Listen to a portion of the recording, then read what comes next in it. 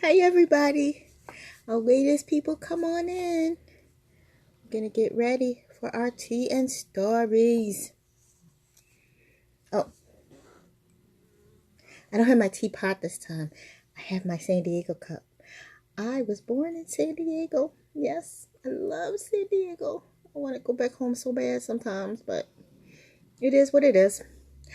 Today I have my chai tea. It's all nice and warm. I need something warm. I know it's kind of hot outside, so you wouldn't think so, but I really do need it. Hi, Sandy Bean. I'm going to ask everybody as they come in to say hello so I know you're there. Because sometimes people come in and I don't know that they're there because they don't say hello.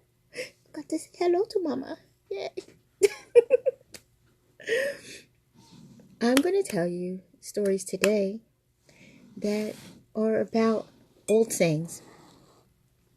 I said that I was going to keep it light today because I've been getting kind of heavy with some of my tea and stories lately. Hi, Ronnie. How's everybody today? Hi, Michelle. I love being around my elders. When I was a little kid, my favorite thing was to sit up under my uncles and aunts when all of them would be talking. If you were quiet enough, they wouldn't pay you no attention. So you could listen to all the great stuff that they would say. And what I really loved was their sayings. Well, I'm going to tell you, they had some sayings. Like, if somebody said they were going to run away from home, you know what they would say to you? Don't let the door hit you where the good Lord split you. Or if somebody did something really crazy, they would say, ooh, they's crazy as a loony bird. Or that's as mean as two bricks rolling down the stairs and thrown out the front door. I remember the first time I ever heard somebody say that, I said, what? They just come up with some stuff. So one day, I was sitting around one of my uncles his name will remain nameless. But my cousins who are on here, they'll probably know who this is.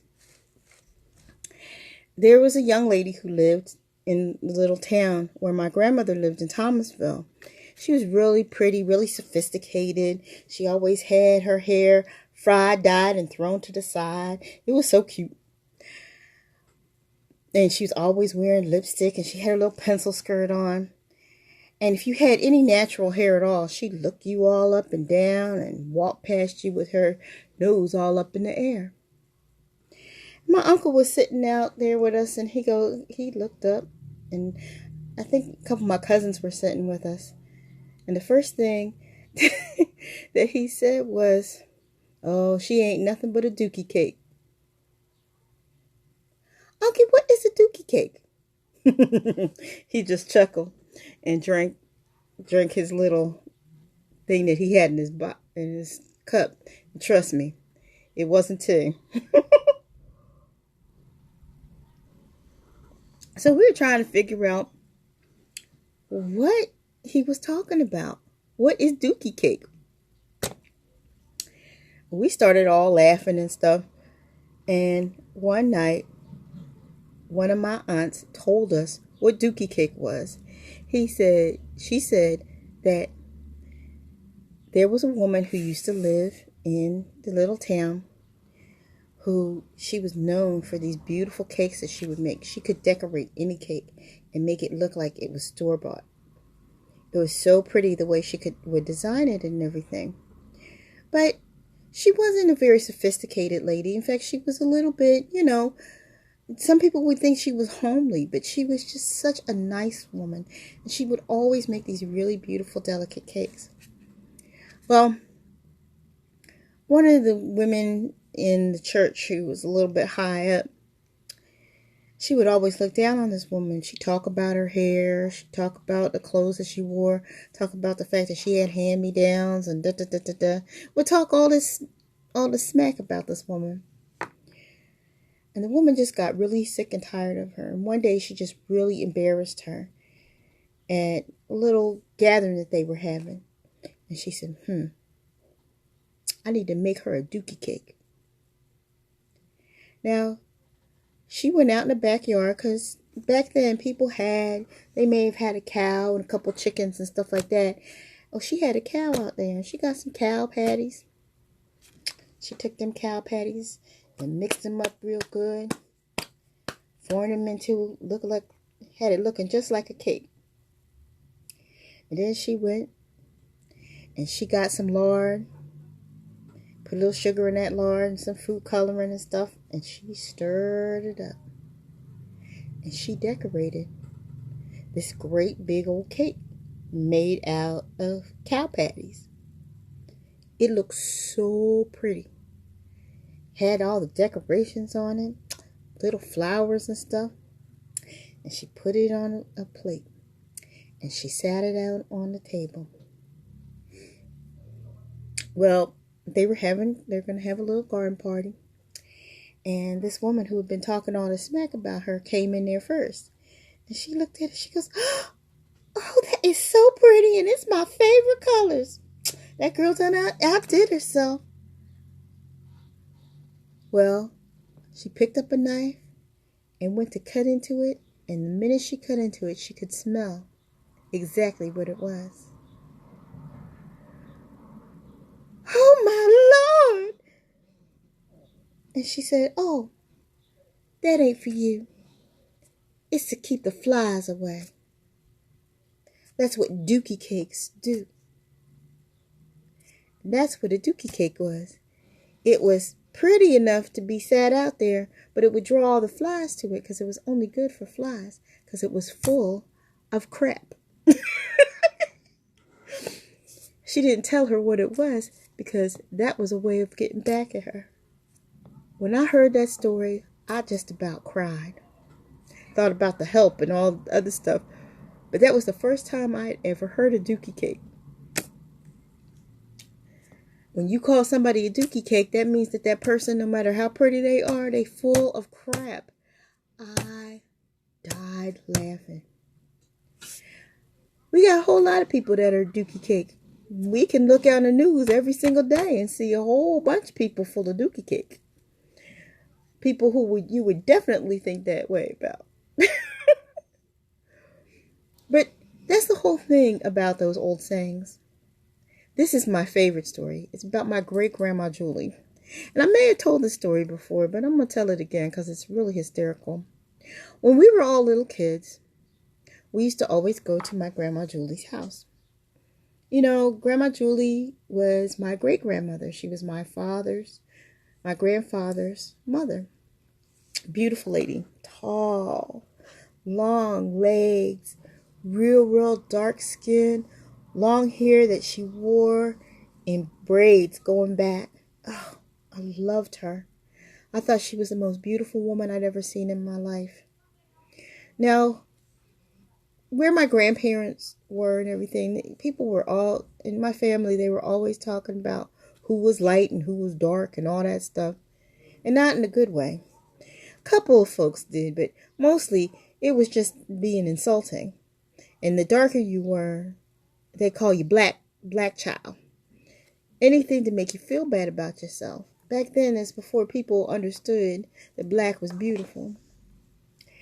Except my grandma, she knew it. My great-grandma, she knew that black was beautiful because she used to say, she said, the problem with most people is they don't know good chocolate when they see it. I used to love when she said that. But anyway, there was one Sunday out of the month because the church that the whole family went to was way out in the woods. So there was one Sunday a month where almost everybody in the family would try to come back to the church. It's homecoming. And we, as little kids, we didn't know nothing about that. We grew up on naval bases all over the place. It was like one of the first times that we went back. We were little kids. It was a Sunday around Easter because we had the cutest little black patent leather and white patent leather purses. And we loved our little purses. We were still little kids. But some of our older cousins and stuff were there too. And Grandma, she would make a big breakfast in the morning before everybody would go out to go to church. Now, Saturday night, all the older cousins went out and partied. All down in Winston-Salem and in Lexington and stuff. They went to the juke joints and all that stuff. They little backwood clubs. But as little kids, we was in the house with Grandmama and them. Well, that morning, everybody came downstairs. They were wearing their Sunday best, and they came downstairs to have breakfast. Well, one of my cousins, I still don't know which one it was, sat down and wasn't smelling too fresh and too clean. They still smelled a little bit of alcohol and other things that they were doing the night before. Grandmom sat down. She had put the biscuits on the table, and she went like this, and she went. And when Grandma put her hand in the middle of the table like that, everybody knew they better not touch nothing that was on that table. And she said, you know what? Somebody around here ain't cleaned their pocketbook good. Now, the good Lord don't need to know what you did the night before. And all y'all better go upstairs and find out who needs their pocketbook clean. You better come back down here smelling like you're going to church. Well, all older cousins, they all got up and everybody's looking all sad and stuff. And they went walking up the stairs. Now, me, with my little precocious self, I'm looking at my pocketbook. I'm smelling my pocketbook. I'm like, oh, it smells okay to me. But wait a minute, let me ask Grandma. So I went over to my grandmother, who was my favorite person in the whole world. I loved my great-grandmother. And I said, Grandma, does my pocketbook smell okay? And Grandma kind of gave me this big old smile. She said, come here, sweetie. And she wrapped her arms around me and she hugged me tight. She took a big sniff in my hair and gave me a kiss. And she said, baby, your pocketbook smells like rose petals. It's perfect. Now I was all happy. I went back to my seat. Oh, my pocketbook smells good. Now, my older sisters and them, they kind of knew what Grandma was talking about. They started chuckling a little bit. I was a little kid. I didn't know no better. And later on, I remember telling my mom about that because my mother was upstairs and she said, baby, when you're old enough to know what that is, you'll know. And it was true. When I was old enough to know, I knew. And that's one of my favorite stories because I love the fact that older people, they could say things to you and they would always use a story. That's why I love stories so much. And those memories of my elders and those memories I like to pass down to my children. My daughters think that story is such a hoot, but they're like, Mom, you're always telling that story because it's my favorite. And it's my way of remembering them.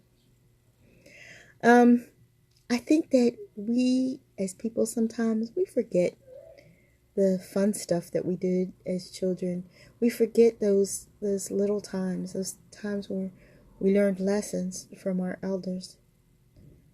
And it's a shame because a lot of our children don't get a chance to grow up with elderly folks. Or if they are around elderly folks, they get sent away and told to go ahead on and play somewhere instead of letting them be around their elders and teaching them how to behave themselves. Because they don't want to be embarrassed because their little kids are wild or whatever. But I really believe that children should learn. And that was just one of the things that we learned. But that's what I wanted to share with you. The story of Dookey Cake. I hope that story brought a smile to your face and made you laugh a little. And I hope that you always take time for tea and stories. And if you have children around you, tell them stories about their elders. Tell them stories about what it was like for you when you grew up. Tell them their birth story. Your birth stories are very, very important. In fact, tomorrow, I might just tell you mine.